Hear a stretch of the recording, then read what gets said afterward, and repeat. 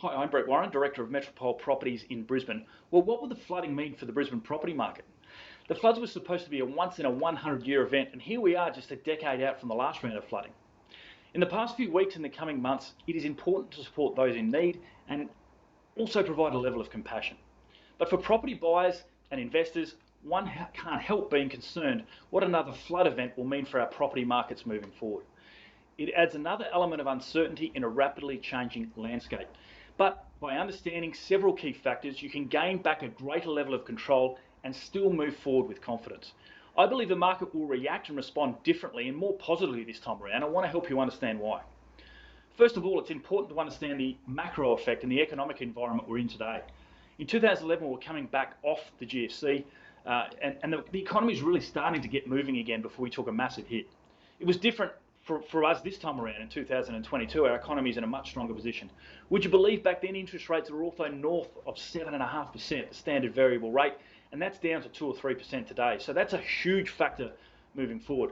On top of that, we're also creating substantially more jobs now, heaps more jobs around our capital city, particularly with our airports, our hospitals, our CBDs rapidly expanding. There's a number of infrastructure projects that are creating level 1 and level 2 jobs, and people are moving to take those up. So the second point there is obviously migration. We're at record levels of migration, more than we've ever seen when you compare to what's happening around the country.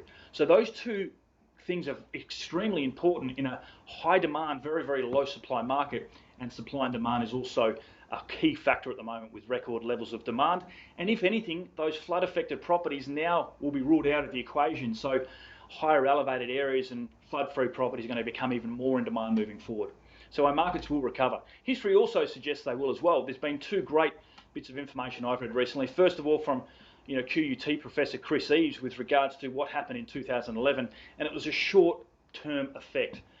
What he found was that after the first quarter, these flood-affected properties did start to lose some money, but they started to rise in value over the last few quarters of the year, and by the end of the year, just after 12 months, the market had fully recovered and rebounded. Michael Matusik also had some interesting thoughts when comparing flooded properties to flood-free properties, and actually comparing the middle ground as well, and what it found that naturally flood-free properties perform very, very strongly, but it probably took 4 or 5 years for flood-affected suburbs to recover, but then they actually went past the median. So over the short, medium and longer term, there's definitely no effects of the property market, and I don't see any effects in the short term either, given the current economic environment and level of demand. So how do you take advantage of that? Well, the simplest way is move forward with certainty, buy in areas and locations that are flood-free, particularly flood-free suburbs. They recover quicker. If you have to buy in flooded suburbs, then there's still some really good locations, but just make sure you use that flood report on the Brisbane City Council website.